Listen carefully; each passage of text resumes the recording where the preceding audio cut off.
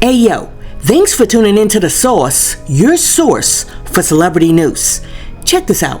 A whole lot of people on the internet are going in on NBA star Michael Porter Jr., who signed a $200 million contract with the NBA after he did an interview and shared the fact that when his girlfriend, well now his ex-girlfriend, was searching for apartments, he told her that he would be willing to split the rent. I know you're not worth $200 million and was splitting rent with your ex-girlfriend. You talking about that I should pay for the whole thing? Absolutely. Hold on. $200 million deal and you was splitting rent with your ex-girlfriend? Yeah. Like, what are you talking about? The right decision. You worth $200 million. Her rent was probably $3,000, bro. Okay, but she killing herself to make half, and then she always with you. But look, how is she even making that half? Okay. So basically, she's looking around. she's looking around for her apartments, and she came across one, but it was way out of her price range. It was like double what she could afford. So I was like, this is really nice. I want you to be able to stay here. I want to be able to pull up and stay here. You know what I'm saying? Like, what can you afford? And I'll split it. I'll pay the rest. So right. I ended up doing that, and I was like, "Yo, whatever happens," and I want the people's advice on this too, because I'm curious. Yeah, I'm gonna give. I am the. So basically, bruh, I said whatever happens in this relationship for the next year, I'm committed to paying this rent. You're a year by year guy. You committed to the NBA year by year. You committed to your woman because I'm like, I don't know if we're gonna be together. I don't know if this is my wife. I don't know if it's not. So I'm like, okay, for this next year, I got you. Whatever happens, we could break up. I got you for this next year. I'll split rent with you. You into it with the wrong mindset though. I know, but brother, I don't know. I just didn't know. So then we end up breaking up 5-6 months into the rent. And basically that's where I'm at now, where I'm like, man, do I keep helping her out? Or is it cooked? So, have you paid your half of the rent? How does that work if you blocked on shit? No, we were in a little bit of communication. She ended up hitting my phone asking for the bread. Hell yeah, she gonna keep which I don't blame her, because she went into that apartment not being able to afford it, and I gave her my word. So why you just don't send her half for the rest of the year? Because she need to act right month to month, nigga. Now, after people heard the $200 million man say that, a whole lot of people in the comment section weren't happy, and they were like, what kind of man are you penny pinching bastard? And one person was like, I would have lived in the hood before I ever gave a man this type of control. Sis needs to figure out how to pay to break the lease or go where she can afford and get away from him. He wants control of her and he doesn't want to be with her. He wants access to sleep with her while he does what he wants. And then somebody else said, imagine having to act right for an ex and he's only paying half. What the F does act right even look like? And then, last but not least, somebody else came through and said, there's men who make less and will do more. You got that right. But here's the thing. You made the deal. You were in your right mind when you made the deal, and you made the deal. So, now that she's your ex, just pay the rent or give her the money up front and leave that woman alone, because what she does from here on and forevermore has nothing to do with you. You told her that you would pay half, and stop trying to manipulate her actions because you got a little something over her. The bottom line is this. You told her you were going to go 50-50, go 50-50 and keep it moving, because she doesn't need to act right for you. She's your ex. What she needs to do is, now that you done made that agreement public, is get on the phone, boop, boop, boop, boop, and call her attorney so she can get that lump sum. Listen, let me know what you think about the NBA's $200 million man saying that he's over there going halvesies on his girlfriend's rent. And also, let me know what you think about the fact that he says that now that she's his ex, he's sending those checks over there month to month to make sure that she acts right. Let me know what you think about that in the comments, and while you're down there leaving a comment, be sure to like and subscribe to the channel. Listen, he better be lucky that he wasn't dating this woman, because this woman does not play when a dude tries to play her. Watch this.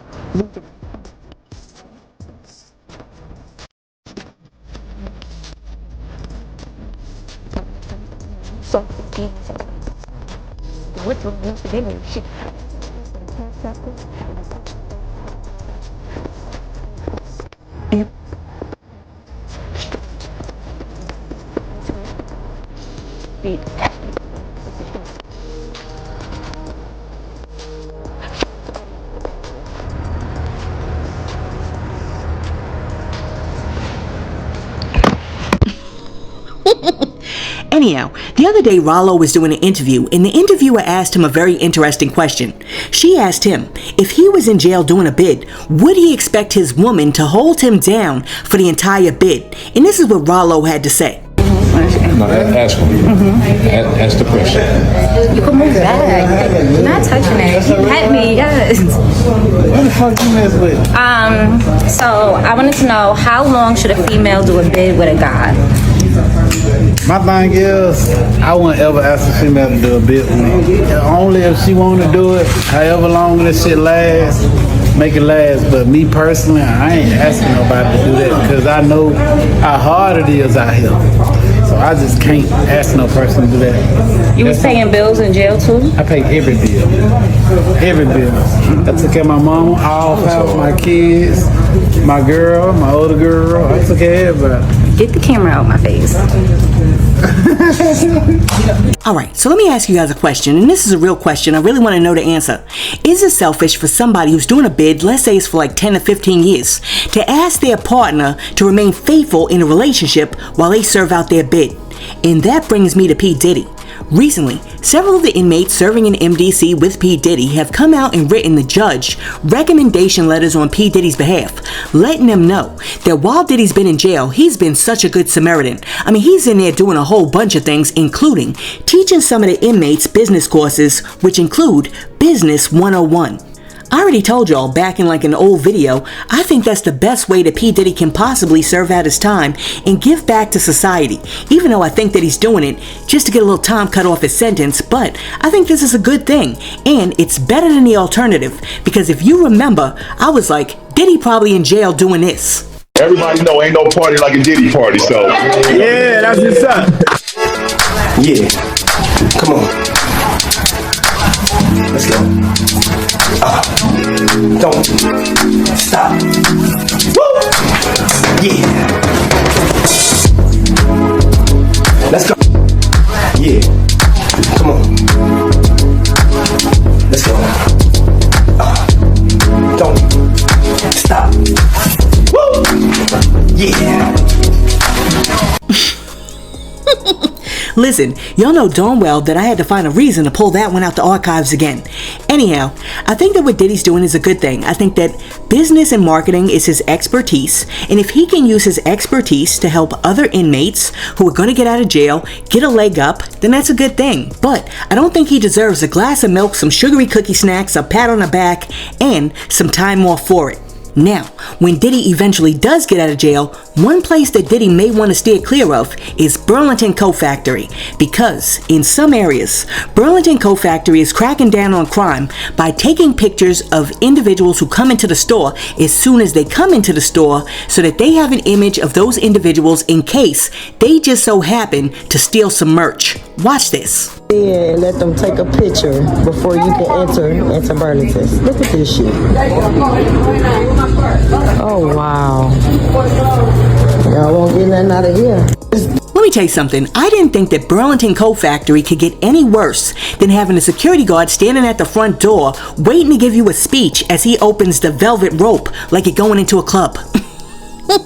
But this here takes the cake, because why in the world as a consumer would I want a store taking my mugshot as soon as I walk through the door? I mean, for real, it feels like a violation of my rights as a non-thief. You know what I'm saying? I mean, for the store, it's probably a protocol that really does stave off a lot of thieves. But as a non-thief, it just feels like violation. Anyhow, after people saw that Burlington was snapping the mugshots before people even walked into the store, a lot of people had something to say. And one person said, Burlington don't have ish in there that requires that type of security. And then somebody else was like, mind you, Ross and TJ Maxx is never that far from Burlington and it's basically the same stuff. And then somebody else was like, all that for a South Pole outfit is crazy. And then last but not least, somebody else came through and said, Bae, I wish I would go through all of this for some juicy couture. Wait a minute, you mean to tell me you're not willing to have them take the mugshot so you could walk to the back of the store, go to the rack, and pick up some pink velour juicy couture with the rhinestones on the back? Anyhow, let me know what you think about Burlington's new protocol of taking mugshots before people even walk into the store. And that brings us to Politics Minute. The other day, MAGA showed up at a HBCU and the students at the school were not having it. As soon as two white guys rocking Make America Great Again hats showed up on the campus of Tennessee State University looking to debate with students about DEI and immigration, the students were like, if you don't fold up your little chair and your little table and take your little pamphlets and get out of here, we don't know what we're gonna do. The altercation between the TSU students and the MAGA reps got so intense that the MAGA reps were eventually escorted off the campus. And in a statement, TSU says that they did not invite the men on campus and asked them to leave in order to ensure the safety of the students. MAGA supporters invaded our HBCU. What is going on over here?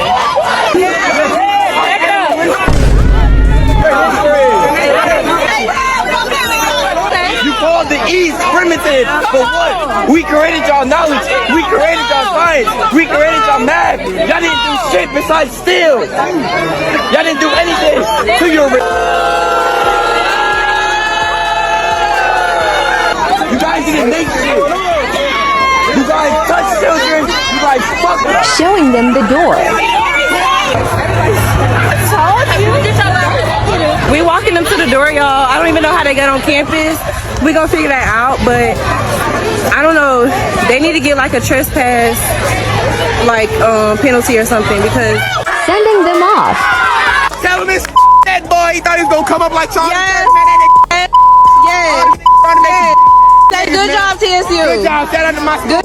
Now, after the MAGA reps were kicked off of the campus, TSU released the following notice. It said, in accordance with the university policy, any demonstration or protest activity requires advanced approval and permitting. The safety and well-being of our students, faculty, and staff remain our highest priority. TSU will continue to uphold university policies and ensure that our campus remains a safe, welcoming, and orderly environment for all members of our community. As for the MAGA reps, they took to their socials too and painted themselves as victims, unsurprisingly.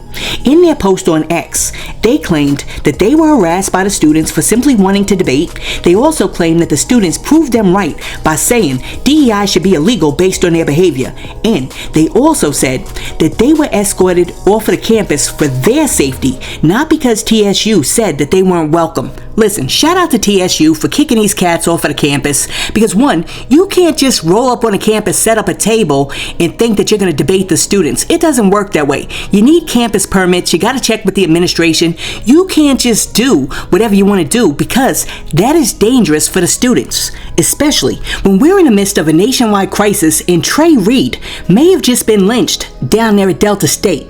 All right, so speaking of Trey Reed, after the initial autopsy was done and the authorities say that there's nothing suspicious, Colin Kaepernick has now stepped in and offered to pay for a second autopsy to make sure that everything's on the up and up. So, this is what's happening. Colin Kaepernick's Know Your Rights Camp Autopsy Initiative provides free of charge second autopsies for those whose families or friends have died in police custody or under suspicious circumstances. And civil rights attorney Ben Crump, who was hired as Trey Reed's family attorney, said that the autopsy will be conducted as soon as Reed's body is released from the state medical examiner. New at 4, a second independent autopsy will be performed for a Delta State University student. Trey Reed was found hanging from a tree on the campus earlier this week, while Mississippi's medical examiner ruled Reed's death a homicide, yesterday. Attorney Ben Crump says another autopsy will be performed that will be paid for by Colin Kaepernick. Now, I know for a fact that Colin Kaepernick is not doing this for any recognition, but I want to take a moment to give this brother a little round of applause. Because initiatives like this are absolutely necessary to protect some of the world's most vulnerable. See, a lot of people have been done dirty, but they didn't have the money to prove that they've been done dirty. So, hopefully, this second autopsy really helps us get to the truth of what really happened to Trey Reed down there in Delta State. Because we need transparency, and we really need to know how in the world that young man ended up in that tree. And you can't tell me that the university doesn't have cameras. I'm sorry, that just doesn't fly. Because it's not 1822, it's 2025. And last but not least, that brings us to our last story. During a time when there's so much division and racial tension, we want to end with a story that gives us a glimmer of hope. The other day, a white woman went to visit an African American history museum, and while she was there, one of the exhibits allows you to try on the shackles that the slaves used to wear. And while she had on the shackles that the slaves used to wear, the curator of the museum asked her to share what she was thinking, and this is what she had to say. Welcome to America.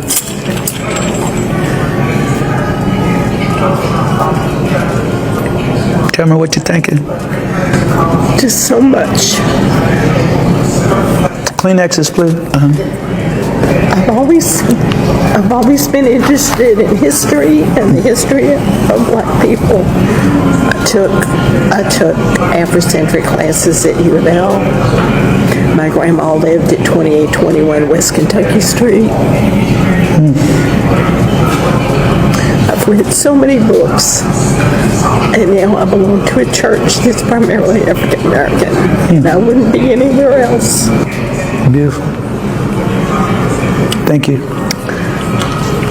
All right, so after people saw her standing there with the shackles on and sharing her thoughts, a lot of people really appreciated what she had to say. And not only did they appreciate her empathy, but they appreciated her honesty. For example, one person said, "Protect this beautiful soul and ally."